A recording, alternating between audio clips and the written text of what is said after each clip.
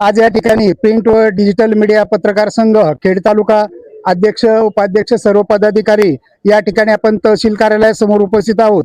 जुन्नर तालुक्यातील ज्येष्ठ पत्रकार श्री सुरेश वाणी यांना मिळालेल्या जाहीर धमकीमुळे याचा कायदेशीर निषेध करण्यासाठी आपण या ठिकाणी उपस्थित आहोत आणि त्या निमित्तानं आपण तहसीलदार साहेबांनाही निवेदन दिलेलं आहे आणि योग्य अशी कारवाई त्या ज्या व्यक्तीने आपल्या पत्रकारावर जो अन्याय केलेला आहे, अवाच्य भाषेमध्ये जे बोलणं केलेलं आहे, त्याच्या निषेधार्थ आम्ही या ठिकाणी जमलेलो आहोत। धन्यवाद।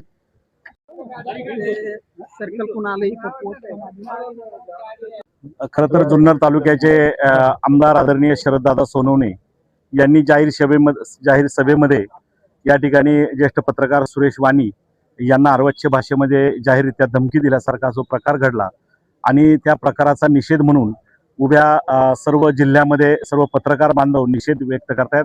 अशाच माध्यमातून आम्ही देखील या ठिकाणी तहसीलदार कचेरीवर एक जाहीर निषेधाचं पत्र देण्यासाठी एकत्र आलेलो आहोत। खरं तर आपला जो पत्रकार आहे तो लोकशाहीचा चौथा आधारस्तंभ पत्रकारिता मानला जातो।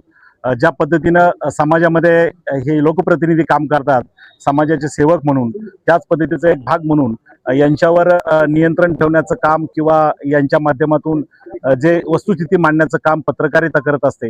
निश्चित पत्रकार हा एक महत्त्वाचा भाग मानला जातो आणि या पत्रकारितेवरच जर घाला झाला तर उद्याच्या काळामध्ये जनतेचं संरक्षण किंवा जनतेचा आवाज कोण उठवणार हा प्रश्न आपल्या समोर उभा राहतोय।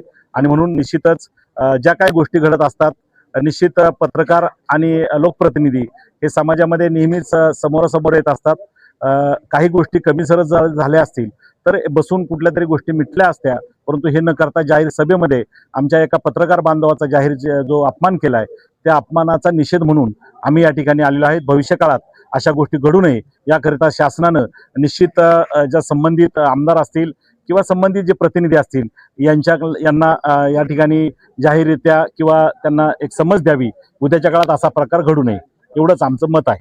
पत्रकार एकजुटीचा विजय असो, पत्रकार एकजुटीचा विजय असो। नमस्कार।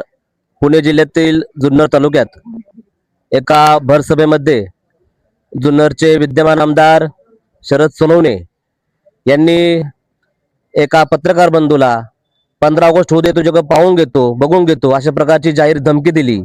सर्वप्रथम आम्ही प्रिंट व डिजिटल मीडिया खेड तालुक्याच्या वतीने त्यांचा जाहीर शब्दात निषेध व्यक्त करतो आणि या ठिकाणी प्रशासनाला विनंती करतो की ज्या प्रमाणे आताच आमचे उपाध्यक्ष साहेब बोलले की पत्रकार हा चौथा स्तंभ आहे, लोकशाहीचा चौथा स्तंभ आहे। कायद्याने सर्वांना समान हक्क दिलेला आहे।